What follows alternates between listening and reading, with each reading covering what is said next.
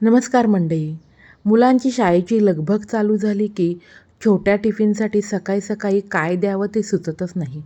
म्हणूनच आज मी तुम्हाला अगदी साध्या सोप्या पद्धतीने तोंडात टाकताच विरघळणारे आणि कुठेही न फसणारे, फक्त 15 मिनिटात होणारे मऊसूद असे पाकातील रवा लाडू करून दाखवणार आहे. तर चला वेळ न घालवता लगेच रेसिपीला सुरुवात करूयात. रवा लाडू करण्यासाठी घरातील कोणतीही एक वाटी निश्चित करून त्या वाटीने आपण सर्व साहित्याचं प्रमाण घेणार आहोत. पाऊण वाटी घट्ट साजूक तूप, त्याच वाटीने 2.5 वाटी बारीक रवा घालून आता मध्यम आचेवरती हा रवा आपण सतत परतत छान भाजून घेणार आहोत. रवा भाजत असताना गॅसची आच कुठेही मोठी न करता किंवा रव्याचा कलर न बदलता हा रवा आपण भाजून घेणार आहोत. तुमच्याकडे बारीक रवा नसेल तर जाड रवा मिक्सरला फिरवून तो वापरला तरीही चालेल. जाड रव्याचे लाडू केले ना ते खाताना कचकच असे लागतात, म्हणून लाडू करण्यासाठी अवश्य बारीक रव्याचाच वापर करावा. पाकातील किंवा बिना पाकाचे रवा लाडू करायचं म्हटलं ना जोखमीचंच काम. प्रमाण थोडंसं तरी चुकलं ना तर लाडू फसलाच समजा. परंतु मी दाखवल्याप्रमाणे हे एकदा पाकातील रवा लाडू केले की अजिबात कुठेही देखील फसणार नाही. नवशिके देखील सहजपणे करू शकतील. तर सुरुवातीपेक्षा या ठिकाणी पहा, रव्याचा हलकासा कलर देखील बदललेला आहे आणि रवा कुठे देखील करपलेला देखील नाही. रवा अशा प्रकारे छान भाजून झाल्यानंतर आता गॅस बंद करून आपण भाजून घेतलेला रवा एका ताटामध्ये काढून हलकासा थंड करून घेऊयात. खूप डार्क लाल रंग होईपर्यंत रवा अजिबात भाजू नये. आता रवा एकीकडे हलकासा थंड होईपर्यंत दुसऱ्या बाजूला आपण लाडूसाठी पाक तयार करून घेणार आहोत. त्याच कढईमध्ये 1 चमचा साजूक तूप घालून सुरुवातीला आपण काजू आणि बदाम हलकेसे भाजून घेऊयात. ड्रायफ्रूट्स पूर्णपणे ऑप्शनल आहेत. कोणताही जास्त तामझाम न करता आज मी तुम्हाला हे रवा लाडू करून दाखवणार आहे आणि एकदा माझ्या पद्धतीने हे रवा लाडू करून घेतले की अजिबात कुठे फसणार देखील नाही, ह्याची मी तुम्हाला 100% खात्री देते. आणि हे पाकातील रवा लाडू असले तरी देखील आरामात 15 ते 20 दिवस टिकले जातात. अजिबात खराब देखील होत नाही. ड्रायफ्रूट छान भाजून झाल्यानंतर ज्या वाटीने आपण रवा आणि तूप घेतलं त्याच वाटीने 1.5 वाटी साखर कढईमध्ये घालून घेऊयात. ज्या वाटीने साखर घेतली त्या वाटीने 1 वाटी पाणी घालून मोठ्या आचेवरती सुरुवातीला साखर पूर्णपणे वितळून घेऊयात.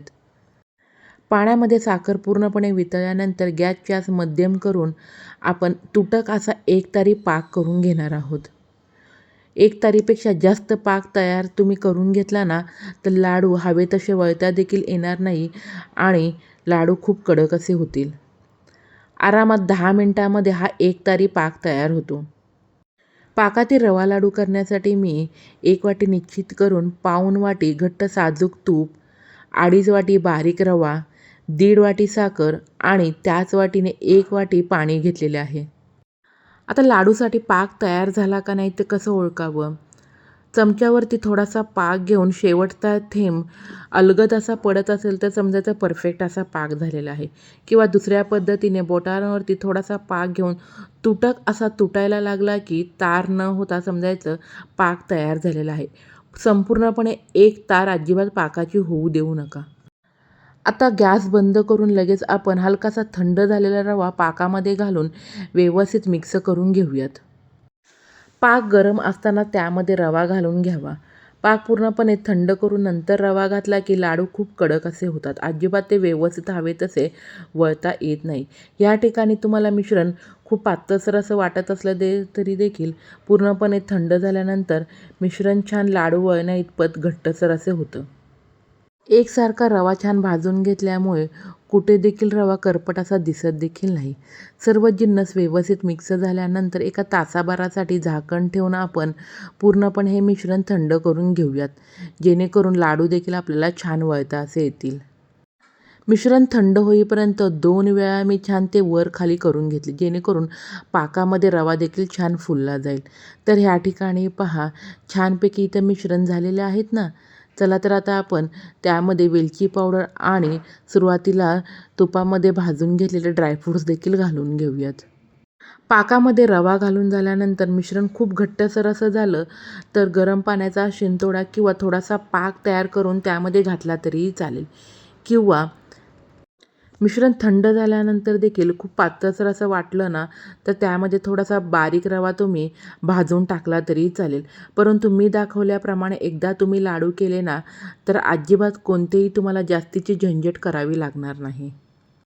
किंवा तुम्हाला ह्या मिश्रणाचे व्यवस्थित लाडू वळता येत नसतील, तर तुम्ही काजू, बदाम घालण्यापूर्वीच हे मिश्रण पूर्णपणे थंड झाल्यानंतर थोडंसं मिक्सरला फिरवून नंतर त्यामध्ये भाजून घेतलेल्या ड्रायफ्रुट्स आणि वेलची पावडर घालून तरी देखील तुम्ही लाडू वळवून घेऊ शकता. परंतु जे मी आता लाडूसाठी मिश्रण तयार केलेलं आहे ना, त्याने सहजपणे लाडू वळता येत आहेत.